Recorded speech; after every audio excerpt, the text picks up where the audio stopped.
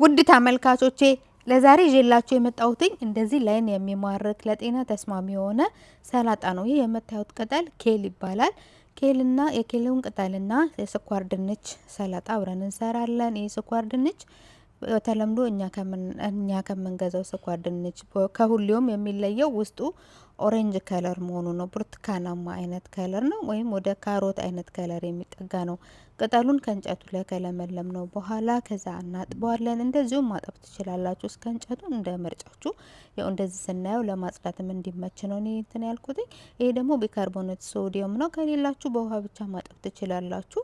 ከዛን ውሃ ውስጥ አረኩትና ቢካርቦኔት ሶዲየም አትክልት ማጠቢያም የሚሆን ነው። ይሄኛው እንዳያችሁት ምስሉ ላይ ፍራፍሬ አትክልት ምናምን የሚታጠብበት ነው። ትንሽ ያረኩበት የተወሰነ ደቂቃ ከዛን አጥቤ አጠነፈፍኩት ማለት ነው። አያችሁት? ይሄንን ስኳር ድንች ፍንዳል ወይም ደግሞ ስዊት ፖቴቶ በእንግሊዝኛ እንደሚባለው በተለምዶ ይጠሩታል ማለት ነው። ከዛ መጠኑን አታሳንሱት፣ በጣምም አታተልቁት፣ መካከለኛ አርጋችሁ ቆራርጡት። በቻላችሁት ሁሉ እኩል መጠን ያለው እንዲሆን አድርጉት። በእርግጥ ሞላላ ስለሆነ መሀሉ ላይ ሰፋ ያለ ስለሆነ ሁሉም ቅርጹን ይዞ እኩል ቅርጽ ይወጣል ማለት አይደለም። በቻላችሁት ላይን የሚማርክ እንዲሆንላችሁ ከላይ ስለምታደርጉት በምትችሉት ሁሉ ኪዩብ አርጋችሁ ቆራጡት።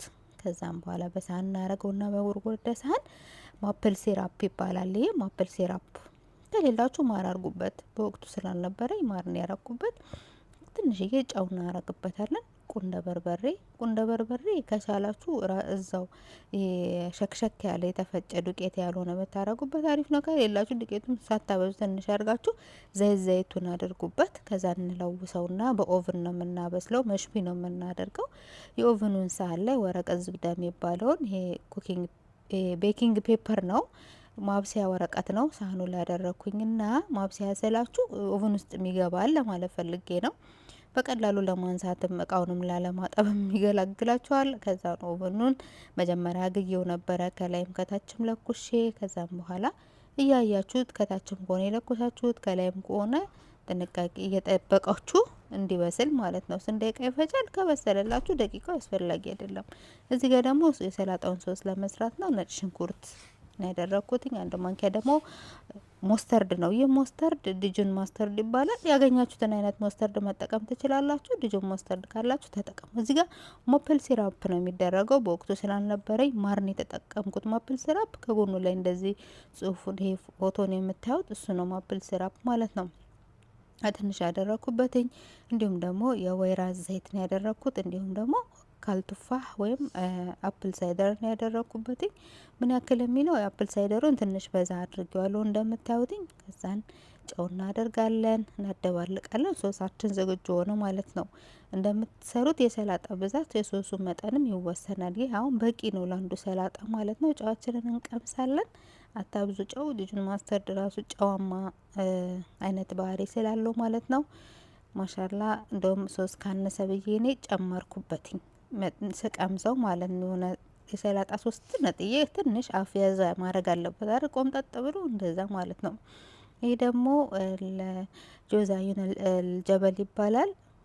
በኦቭን ነው መሽ ማረገው። ኦቭኑን ከላይም ከታችም ክፈቱት። ይሄ ደግሞ ቱት የደረቀ ቱት ወይም ደግሞ ድራይ ቤሪ ነው። እንደምታዩት ደርቆ የተዘጋጀ ነው። ደስ ይላል። ቆምጣጣም ነው፣ ስዊትም ነው። ይህንንም ሰላጣው ላይ እናረጋለን። ቅድም ካጠገቡ የነበረውም ለብዙ ቃራ ይባላል፣ አረንጓዴው ማለት ነው። የፈለጋችሁትን አይነት ሙከሰራ ማረግ ትችላላችሁ። እነዚህ ቀለል ያሉ ከሰላጣ ጋር የሚበሉ ናቸው። ጠንካራነት እንትን የላቸውም። ይሄ የቅባት እህል ያያችሁት የምጨምረው ያን ያህል ጠንካራ የሚባሉ የቅባት እህሎች አይደሉም። በጣም አሪፍ ለጤና ተስማሚ ብዙ ጥቅም እንዳላቸው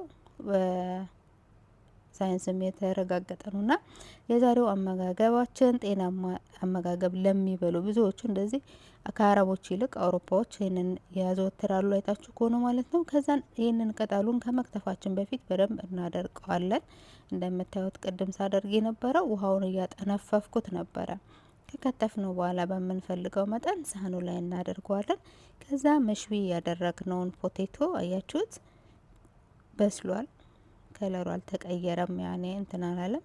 ከዛን እሱን ሲቀዘቅዝ ቅጠሉ ላይ እናረጓለን። ከዛ በፊት ግን ለማቅረብ የተወሰነ ደቂቃ ሲቀረን ሶሱን ኬሉ ላይ ትንሽ ግማሹን ሶስ እናረግና እንለውሰዋለን ማለት ነው። መጀመሪያ ቅጠሉን ከዛን ይህንን የጠበስነውን በኦቨን የጠበስነውን ከላይ እናረግበታለን። ስኳር ድንቹን ኦቨን ከሌለን ቀቅላችሁ ማድረግ ትችላላችሁ። የተወሰነ ገንፈል አርጋችሁ ከዛ በዘይት ለብ ለብ ማድረግ ትችላላችሁ። አያችሁት? ያምራል ደግሞ ላይን በጣም ነው የሚያምረው። ከዛ ያንን ሙከሰራት በኦቨን መሽዊ ያደረግነውን ኦቨን ውስጥ ነው ያበሰልኩት። ይህንን ሙከሰራቱ ምንድነው ያደረኩት? ከላይም ከታች ነው ኦቨኑን በስሱ ከፍቼ ቶሎ ነው እንትን የሚለው። ስለዚህ ብዙ ሰዓት እንዳይወስድባችሁ፣ ጣዕሙ እንዳይቀይርባችሁ የቅባት እህሉ ጀውዛዩን አልጀበል የሚባለው ማለት ነው።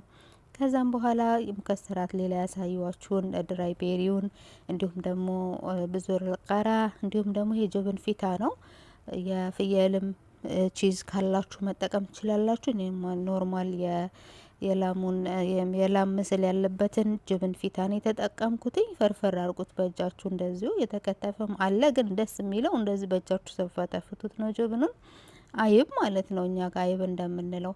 ከዛ ሶሱን ከላይ እናደርግና እናቀርባለን። ሶሱን የምናደርገው ያው ቅድምም ስላረግንበት ቅጠሉ ላይ እንደ አስፈላጊነቱ ነው። ይህን ይመስላል የዛሬው ሰላጣ።